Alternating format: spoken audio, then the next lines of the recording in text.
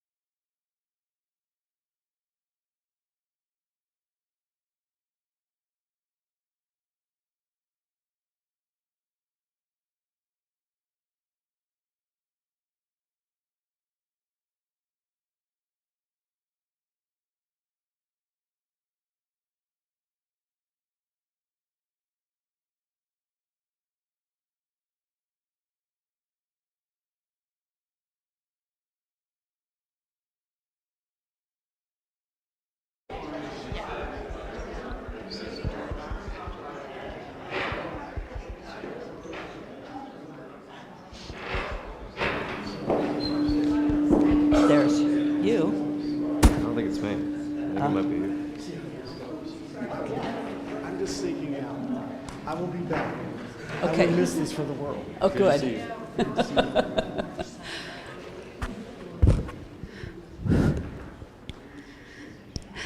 I'm Beth Gammy, the Chair of Adult Ministries here at Trinity, and I welcome you on behalf of that committee to come today to see Adam Crognoli. Maybe many of you recognize him as the drummer for our church during special services, but today we're going to hear all of Adam's story. Adam was treated. He had chemotherapy when he was just a teenager, and he's now cancer-free. He's a 2021 Temple graduate with a degree in broadcast journalism, and he's been a Phillies bat boy since 2021. Now, last May, he intercepted a ball that was hit into the dugout. He retrieved that before it did any damage to the teammates in the dugout. Adam was fan voted to the All-Star Ball crew for the NBA All-Star Game in Atlanta. During a broadcast later, I heard John Crooks say that Adam was the hardest working bat boy in the league. Adam has strong ties to the foundation called Kisses for Kyle. In the back, you'll see some brochures that he brought for us and some wristbands.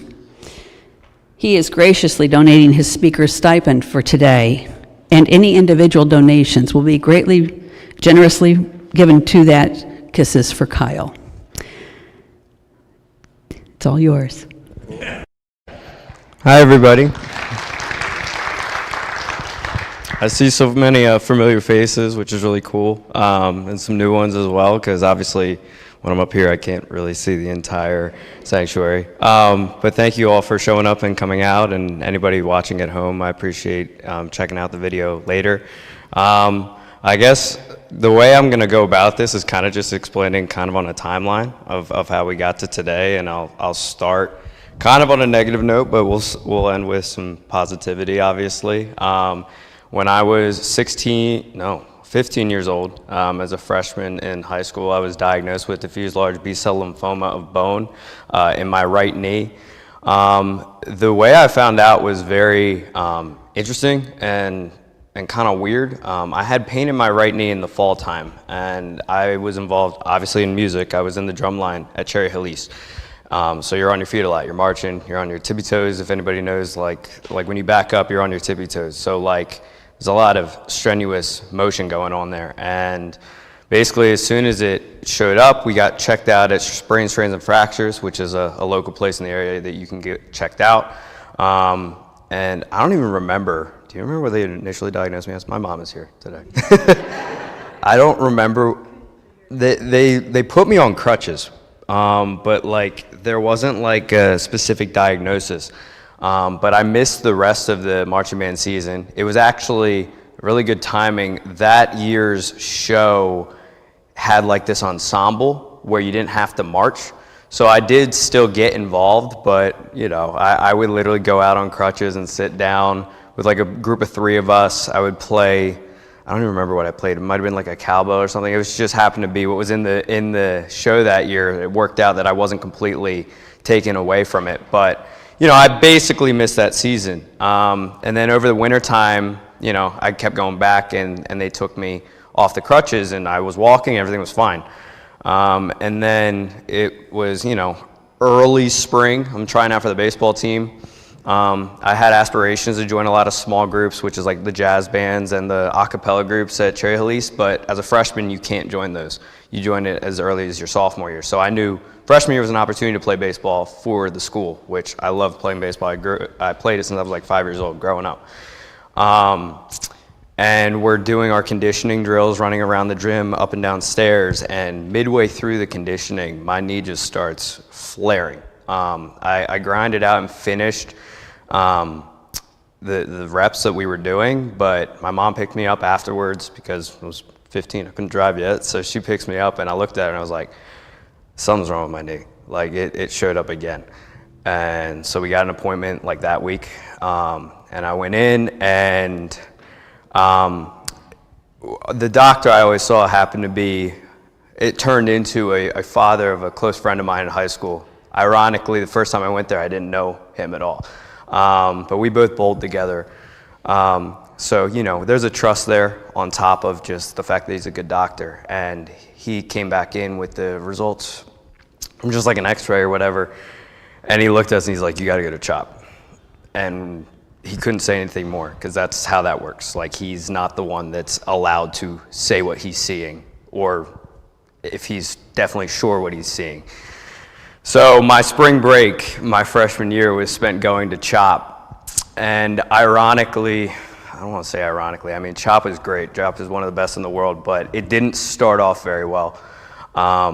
We showed up, and one of the doctors basically, I don't know how to say this nicely, he almost like made fun of me. He was like, there's no way you're in that much pain. And we're like, dude, I've been through a lot in my life, and like I always had been. Like, I had a high pain tolerance since I was a little kid. I was like, there's something wrong. And my mom, being the persistent person she is, she got me back in, saw a different doctor named Dr. Dormans, who's basically so good that very soon after I was done treated, he left for an even better role than CHOP. And he saw the x-rays or whatever, and he looked at his assistant with us in the room, didn't pull him out, and goes, you're telling me so-and-so sent him home 2 weeks ago? And we're sitting there like, okay, this isn't good, but like, what's going on? We're gonna get answers. And he had us in for biopsy like within a day or two. I didn't find out for like a day or so afterwards, after my surgery. You know, at a biopsy, they take a little bone marrow out of your knee. You can't walk. You wake up, and you're just in the bed. And they're treating me. I'm not really sure what's going on. You know, they're getting the results. They want to be specific. But then I find out. I think they let you guys tell me. And it was just kind of a weird feeling when you hear the words like you have cancer. And as a kid, you're hearing those words and you're like, I'm gonna die. Like that's just what it feels like. And as a 15-year-old, there's so many things ahead of you. There's driving, there's starting a family, there's, those are just like the high end points that you always hear about. You don't really even have a job yet. You don't know what life is gonna bring you. And now look at what my life's turned into. Like, would never even dreamed of that. But in that immediate moment, like, that's what you're thinking about. And the good news was that I heard early on from the doctors that it was a very high cure rate. And also, like I said, like, I'm at CHOP. I know I'm in one of the best places in the world. I mean, we found out throughout our treatment, like, people from all over the country came there. And you kind of know that, but then when you, like, hear doctors talk about people they've treated, it's, like, kind of feels more real. And just knowing it's, like, 30 minutes away from our house, you feel really good about it. And we made a point. There's a branch. There used to be one in Voorhees. that you can go for treatments. But we had an iffy experience the first time, and we just always made a point to just go to the main site because it is so close. So every one of my treatments was about a week long. To prep me for that, I went into surgery again, and they had to check to make sure it hadn't spread anywhere. So they drilled me in my hips. They insert my port into my chest. I still have a scar right here, a small scar on my neck from how the port connects, and my knee one more time. So when I woke up, they gave me a button for painkiller that just, I could hit it as many times as I wanted. That was how intense the surgery was. Like, I couldn't move. I remember one of the scarier things about it was when I woke up, I'm a 15-year-old boy, okay? And I have to go to the bathroom. And my nurse is a girl. That is a very scary feeling for a boy, 15 years old. He can't move. He can't go to the bathroom on his own. And it's like, well, this is embarrassing, you know. But you know, they calm you down basically, and they're like, you know, this is part of it. This is like what we're here for. You know what I mean? And but that still stays with me because it was just so scarring and like, this isn't right. But, you know, I went through my treatments. They were a week long. The port, I guess throughout my treatment, it kind of went into my body more. By the end, they were treating me with an 1.5-inch needle every time into my chest. And, I mean, I think my mom and I can relate that we'll never forget. There was a night that it acted up, and it was scary. I woke up, and I felt something wet on my chest, and it was basically the medicine. It would come loose or whatever, because you have to sleep with it too. So you're basically sleeping on your side like the whole time, every night. And mind you, in the middle of the night, not many good doctors are there, right? Like, it's the overnight people. And they had to repuncture me probably, 4 or 5 times. And, you know, then there's the follow-up questions in the morning. How much medicine did he miss? Are we still on track? Like, all those things. And I mean, luckily everything was fine, you know, but it was those scary moments. Like, it's not smooth sailing. Even if you have a successful path out of it and you're cancer free, it's not smooth sailing. There are moments throughout that kind of stick with you. I basically became nocturnal, watched Nick at Night every night and watched Friends on repeat, because in the weekdays during the day, there's not a lot on TV. You know, ironically, you know, if there was a day thing going on, it was the Phillies. Because I was treated during the summertime, and you know, 4th of July passes, we were able to actually watch the fireworks from my hospital room. You know, because you're kind of close enough, so we knew that they would start up at a certain point after the last out of that game, and you know, that was kind of cool. I'll never forget it. You know, I crutched over. The whole time I was immobilized, by the way, which means I can't move my knee. I can't put any weight on my leg. I was on crutches, and like every day. And I found out a little while later, I mean, for me, like, I'm not going to reach out to my friends and be like, hey, guess what, guys? I have cancer. It's like, I'm not coming back to school. So a lot of people didn't know where I went because this happened during spring break. So I just never came back. You know, my close friends, my mom reached out to, like, their parents, and, like, I saw them kind of staggered. We'd get together here and there in between treatments, go see a movie or something, you know, but it was hard. It was different. It was weird. You know, I was somebody that always cared a lot about my image, didn't have hair, was blown up on steroids, probably over 200 pounds. You know, there's just a lot of things going on that it's just like, I mean, it's life-changing. It's weird. It gives you a different perspective on everything. I preach not taking anything for granted, and that's a big part of it, because I've seen what can happen literally overnight. I was literally playing baseball, trying out as a kid, and that's what happened. And then I didn't ever play again. I played like another season my like junior year. So by the time I recovered and everything, you know, I missed most of that.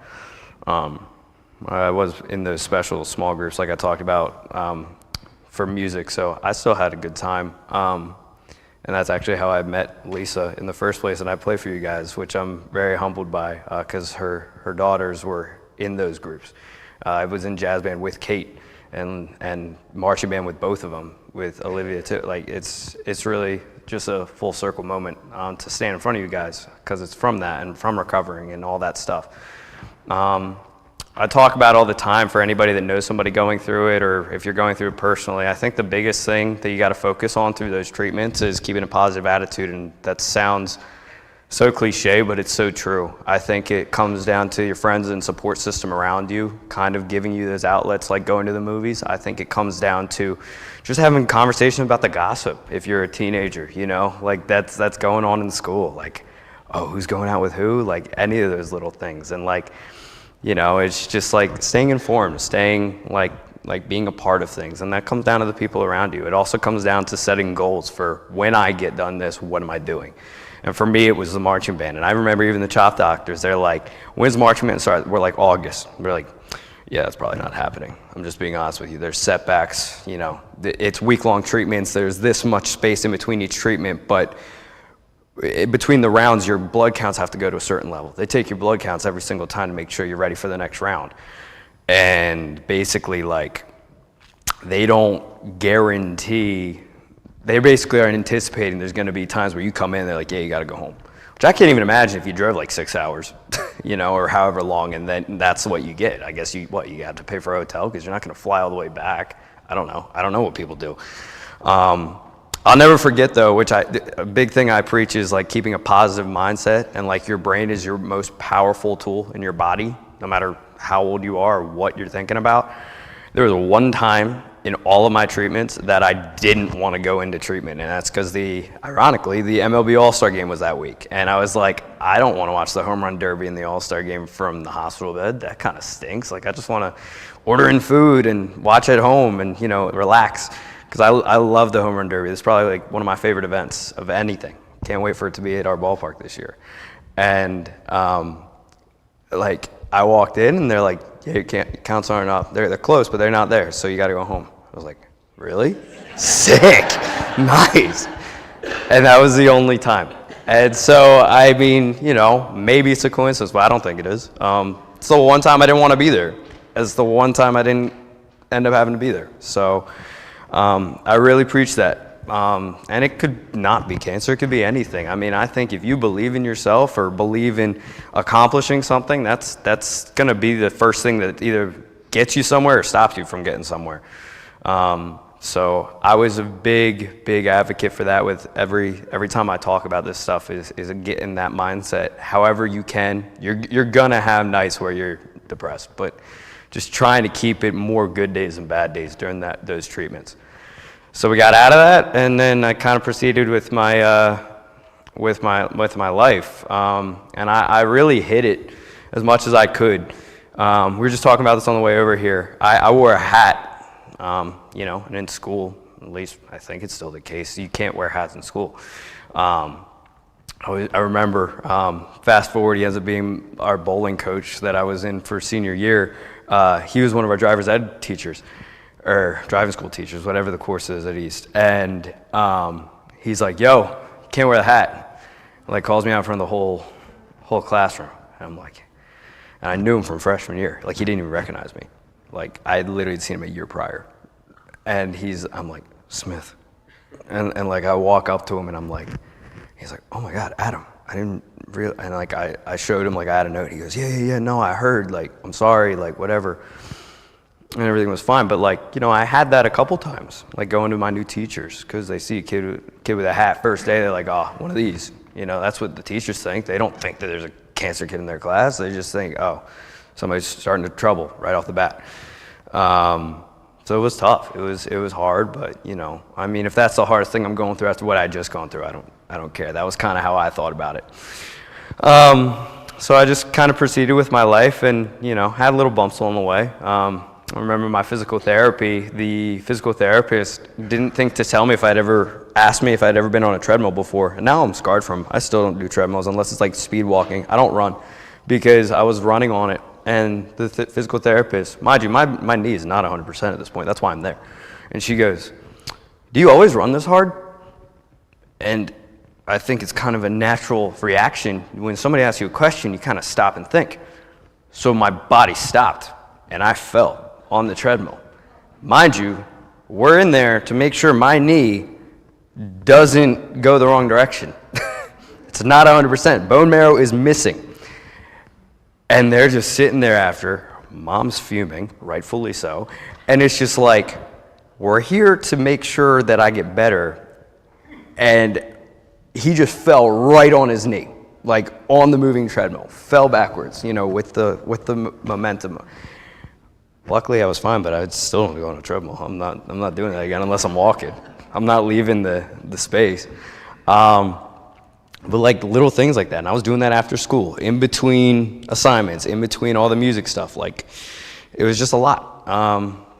But it introduced me to a lot of people and a lot of different perspectives on life. And one of them being Kisses for Kyle, which I literally just saw Sharon Snyder, who's the founder of it, like this month. I just caught up with her. They're basically family for life. My mom called me while we were there, and she got to talk to her real quick. And it's small, but mind you, they have over 700 families in the region. It's Delaware, Philly, Jersey, PA, that they all kind of, help out. And I'll get more into what they do. But like they're a family through and through. And she grabs the phone from me and she goes, "Hi, Tori." I'm like, in my head, I'm like, I can believe, but I can't believe you remember her name. Like, just, you haven't talked to her in years. But that's the kind of person she is, and she's amazing. You'll see if you check out a brochure on the way out, or obviously they have a website, kissforkyle.com, very simple to look up. She lost her son named Kyle to cancer. It hits home for us, and I think for Sharon, because I'm about Kyle's age. She showed up in my hospital room during one of my treatments, and just, not looking for anything, unconditional. It was basically like, this is what I do. I basically look for outlets for not just the kid, but for the family. We're a nonprofit. We're gonna look for ways to give back, give you guys escapes. It was simple as a ticket to a ball game. One time she picked a select amount of families that I was a part of, and they had like a little fashion show at CBS where Rodney McLeod, Super Bowl champion Eagle, was like an MC for it. And we had like little swag gear. Like, we all got Converse shoes. We got Mitchell and Ness gear. And they had like, there was like, 5 or 6 guys and 5 or 6 girls. They had like a whole makeup crew come in. They were doing our hair up, For the girls, they obviously put on all the makeup and like, just made us feel special, you know what I mean? And those are like the little things that go a long way. The Philadelphia Phillies are actually a huge partner of theirs. And they're always very, very involved. If you go to the childhood cancer night, they're always like, if you've ever seen the videos, like the kid that like does the home run and high fives all the Phillies and all the away team before the game, or they sing "Take Me Out to the Ball Game," read the starting lineup before the game. Those are all Kids for Kyle kids that Sharon's like affiliated with the Phillies, and they set up that night. And that's just a small world connection. Like I did, at the time, like it was just, just meeting her in a room and not knowing anything. She's very big with the Philadelphia Union. If there's any soccer fans, there's always involvement with them there. I know that's probably their biggest connection that kids get involved with a lot. The Phillies, it's mainly that one big night. I think the Union do a lot more often, but those are just a couple small examples.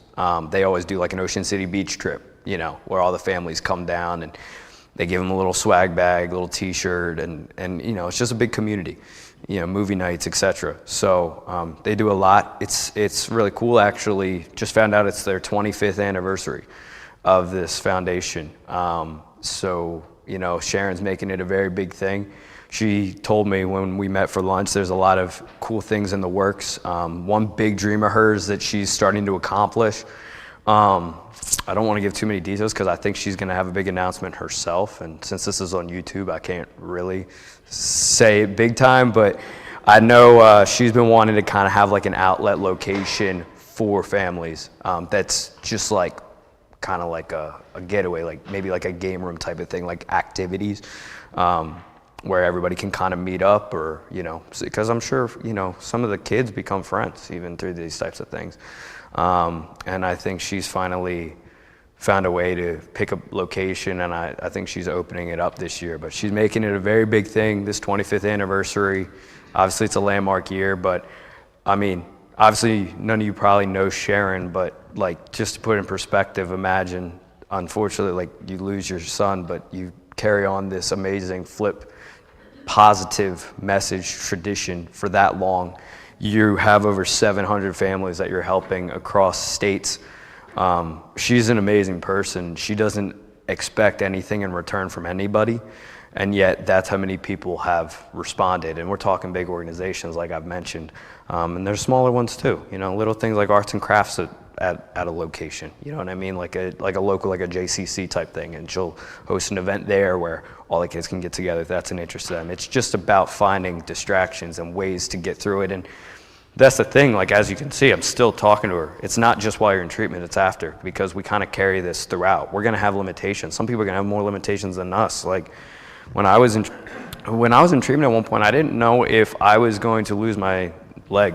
That was a possibility. They said they might have to put like, what's the term, like a fake leg, prosthetic leg. Thank you, sorry. See, I didn't want to think about it to the point I don't even remember the name of it. But yeah, I mean, like, some people have that, right? And some people continue living their happy life, but they have those limitations. So it's nice to have that group that, you can kind of associate with, that you can relate to, because I could talk to my friends about all this stuff all day. A, I don't want to bore them, and B, they're not going to know exactly what I'm talking about. They haven't been through it. Even if they were right next to me through the whole treatment, they're not going to know, you know what I mean? It's very different when you actually go through it all. So it's just a great organization, and again, like, if you guys want to check it out, like I said, the website is just Kisses for Kyle. You can Google search it, and it'll come right up for the foundation, brochures, bracelets. You'll actually see Rob Thompson wears it a lot during the game. It's a yellow bracelet. He'll have it on a lot. And Sharon's always warmed by that kind of thing too, like seeing athletes. I know I've seen Marsh put it on a lot, like guys like that, like, that even like the kids at home, they're watching their favorite player and it's like, oh my God, he's wearing our bracelet. Like, that's cool. And like, that just kind of shows the kind of people I'm around now. And I'll kind of fast forward to that now. Obviously, a lot of you guys know me, if not for drumming, from the Phillies, which has been an unbelievable experience. I still remember back, because of my whole background, I started in 2019 with the organization with a game day staff role as a 50-50 raffle ticket seller, which for me, I took a lot of pride in because of everything I had been through. Because obviously the goal is to raise money for some sort of charity every night. They change it up every single night. And I know since I've been there's some nights, like the cancer night, it's going to Kisses for Kyle. It's really, it meant a lot to me. It meant more than just getting my hourly wage, and I'm working for the Phillies.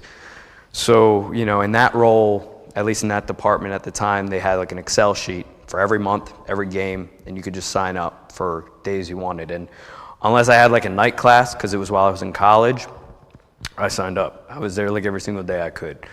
And I remember talking to my boss a couple months in. They have these things where they have the kiosks, where if you're at a game, you'll see the kiosks where people are just standing there, and they'll have roamers with like, there's like a printer on their belt, and it's all digital now. I envy that, because when I had it, it was cash, and we had a whole pocket across, and I'm like, wait, so now all you do is have somebody tap your card, and that's all you have to do, and you get paid? Like, that's crazy. So, but when I did it, like, it was all those different things. We had to count the money at the end of the night. We had to go to a vault with this like lock on our like the purse. Like, it was like a whole thing, and that was just 2019. And I think COVID kind of helped speed that along because of the contactless. Now nobody has the cash on them, so I guess they kind of had to, now that I think about it. But at the time, like, it was either. And most people back then did do cash, because it was, round numbers, like $20, $50, $100. And I noticed, like, midway through, I got my first opportunity to be like one of those roamers, where basically what you do is, your first thing is to give breaks to all the kiosk people. There's like 6 of them, so they all divide up on who goes and relieves somebody else for like 20, 30 minutes. And then At the end of that, you're supposed to start going down the rows like a hot dog vendor and get people. And mind you, 2019 was like the start of what this has become. That was the first year Bryce Harper was here. So there were people there, but it's not like it is now. And basically, like, I noticed, and I said to my boss, I worked up the courage, and I'm like, do you realize how much more money I make when I go down those vendors for like one inning? I was like, because back then, like, the jackpot was maybe 15 grand for the whole game. I'm like, TJ, my boss, I'm like, I have a fifth of that or a fourth of that on my thing right now. Like, it was that obvious. I had 3 grand of the 15 or 12. And I'm like, if I just did this the whole game, or somebody did this the whole game, do you realize how much more money we would make right now? Mind you, the Eagles across the street are making $150,000 every night. I'm like, I know we have 81 games, but we could probably get this around 30 or 40 every night, and this would make a lot more impact with everything. And I'm thinking he's just going to kind of have us rotate off. Instead, he straight up goes, you're not relieving anybody anymore. You're just going to do that the whole game, and you're going to be our guinea pig, and we're going to see if this works. I'm like, okay, cool. By the end, I was carrying like 2 sheets of receipt paper because I kept running out. And my pockets were very full of cash, which is scary to think about. I was just walking around. And we started bringing in 20 to 30 grand, depending on the night. And mine was close to 10 of that. And they're like, wow. So now I look up in the stands from the dugout, and I see roamers with full-on signs doing it throughout the whole game. And it feels good. It feels good to know, okay, obviously the number's going to be higher because we got 40+ thousand every night. But it's good to know that they're doing this structure, and I would assume it's still working. And it's kind of nice to be able to say that I was a part of that transition. And I think that kind of catapulted to where I am now. Having that relationship with my boss, I heard about the opportunity to apply for the clubhouse job to be the bat boy, and in my head I'm like, well, that's a no-brainer. Like, I would never think that's even a possibility. You know, that's a dream job that you don't expect to get. So obviously I applied for it. I showed up in a full-on suit, red tie, of course, and I just answered everything very firmly. If there were any problems, like, I was involved in broadcast journalism. So obviously there's a little bit of a hiccup there where they're like, okay, he's involved in media, and we're going to put him in an area where he's going to know and hear and see things that the media doesn't get. And I basically was like, I got a podcast right now. You don't want me to do that? Done. I'll call him up right now. And he's like, okay. So about a week later, I called back. I said, hey, do I have the job? And they're like, yeah, you're our guy unless something happens. And man, but my boss just had to say that, because guess what happened, like, I don't know, a month after he said that? COVID. Like, hey, guess what? Something happened. I didn't get to be the bat boy that year. And that was a weird experience because, first of all, I just had that dangled in front of my face. And then also, this was going to be my junior into senior year of college, so it was perfect. Find out what it's about, enjoy it, not have to worry about the real world, everything's great. No? Okay. So now it's spring training the following year. We start going back to classes in the spring of 2021. And it's like midway through March, and I'm calling up the boss, and I'm like, hey, any updates? Because right now, what I'm hearing is they still have the COVID restrictions. If you remember, when baseball first started having fans again, there were pods of fans. There was not like full-on sections and rows. So I was on the bottom of the totem pole. They didn't need me. Like, they can have somebody else kind of fill in the role. So I'm sitting there, and I was an anchor for for a TV show, kind of like a sports center for Temple Sports. I'm writing a script. I had just been selected actually to be the commencement speaker for my college. My whole mindset and message there that resonated with the committee that picked me was how my battle with cancer kind of showed me what now everybody was going through with the mindset that tomorrow's not guaranteed, with the mindset of trying to make the best of every situation, to go through something nobody's had to go through before, or a limited number of people have had to go through, and just that adversity that we had been going through. And I think I built a lot of cool relationships with that experience right at the end. So I'm preparing for all that, and I get a call from the head boss. And I'm like, okay, well, he's calling me. This is good. It's literally a week until opening day. And he goes, Adam, I have good news. I'm like, awesome, great. And he's like, if you still want it, we'll see you when we get back. I said, yeah, I'll do it. But then I start thinking, I'm like, wait a second. I'm about to graduate. What do I do? And it kind of goes back to my whole cancer thing. Nothing's guaranteed, right? So my mindset immediately went to, okay, this is a dream, once-in-a-lifetime opportunity. Some people aren't employed right out of college. I feel like I probably could with how I had positioned myself in college with the opportunities I had gotten. But I was like, you know what? We're just going to go with this. We're going to ride this. We're going to enjoy this, after everything I've been through. And who knows, if I hadn't been through everything, I might have made the more mature decision. I mean, you know what? I can't now. It's too late. And then I did it, and it was a good year. It was fun. We were in it till the end. Bryce won the MVP. It was a fun year. I started to see more turnout from fans as the year went along. And as a kid that grew up in this 07, 08 era and beyond, that was when I first started watching. I was dying to see a stadium with no vision of blue seats, where it was all filled. And I could kind of see it coming.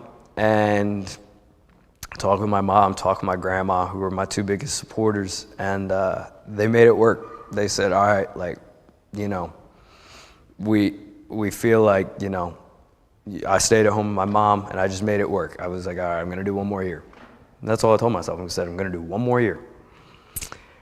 And then we went to the World Series.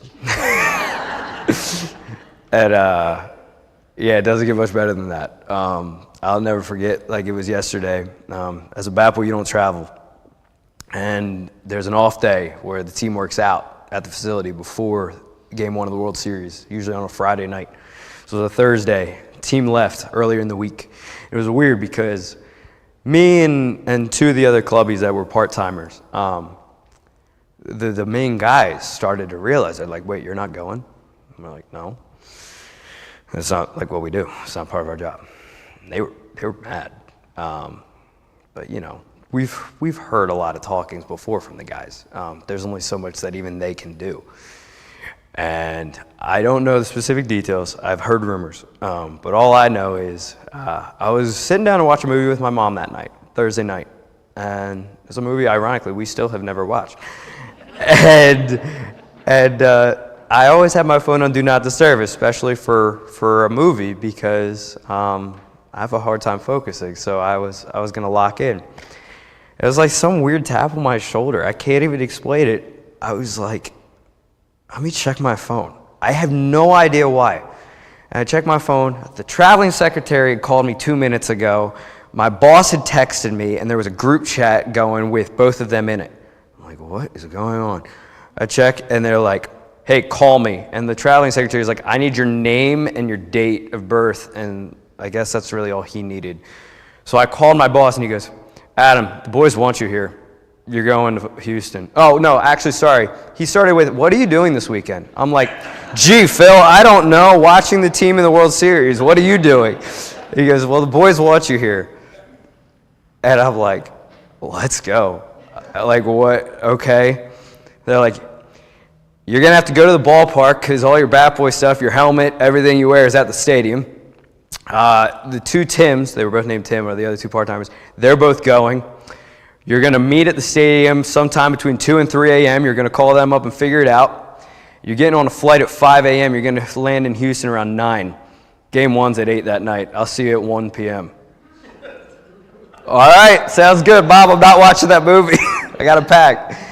And, I think that was the first real moment where I felt, I guess for lack of better words, appreciated. That was the guys sticking up for us, for me. They were like, we're not doing this without them. And it was a really special night. Game one is the night the Phillies were down 5-0. Houston was rocking. And by the end, you could hear a teardrop because we won 6-5. And, I still can't believe how that series ended because we came back home and we crushed them. And we were up 2-1. I think every Phillies fan thought that we were going to do it. And long story short, that feeling, I'll never forget Kyle Gibson. He was a starting pitcher that kind of became a bullpen piece. Very active in the community, actually very affiliated with Sharon while he was here. He's a very big cancer person, a great human being. He was literally right at the hotel lobby when we pulled up with our driver from getting picked up at the airport, and he was like, "I'm so happy you guys are here." And it was just like a really warming feeling. And just seeing the faces. I'll never forget, we get on the bus to go with the team. There's like 6 buses throughout the afternoon. Players choose how soon they want to get there for treatment or whatever. And we get on the bus, and JT's like the last one on. And he sits up near the front because that's how it works. The superstars get to be first one on, first one off, you know what I mean? And he's sitting there, and he looks, and he goes, "When did you guys get here?" And we're like, "This morning." He goes, "Let's go. Welcome to the show, kids." And it was just such a special moment. And mind you, I always say that kindness goes a long way. Who won us that game that night? JT hit a homer in extra innings. I never, ever don't think that kindness doesn't go a long way, especially to people that you don't need to be kind to. And even just that little thing. There are people out there that would just be like, "Oh, they're here." Like, they wouldn't interact. They wouldn't do anything. JT's not one of those guys. So, on a personal note, I'm very happy he's back. And after that, it just became, the role started to evolve. So that's why I'm still there. Now I go to spring training. Now, after, some intense conversations a couple years ago, I have health insurance, which is massive because of my history. And it's allowed me to stay there. And again, I feel appreciated because they could have told me, "No, we can't do it." And they didn't. And that's why I'm still there. And that's why I'm going to Florida literally on Saturday. And I'll be gone for 2 months. So I'm really upset. Won't be here for well, no, I actually am. I won't be here for the musical again. I can't do the musical here, and I mean that. I really enjoy it. Obviously, I'm here around Christmas. Believe I'll be here for Easter this year because we're on the road that time. Because for the regular season, I don't normally travel. So I should be here for that. And I seriously value being here. And I love from afar each and every one of you guys for, making the church the way it is. I think Greg does an amazing job here. I really do. I never get a chance to tell you that, but I seriously do. I think you are one of the biggest parts of why this always looks the way it does. Seriously. So thank you. But I value you guys so much. And I only get emotional when I let myself get emotional. Seriously, I can't even put into words.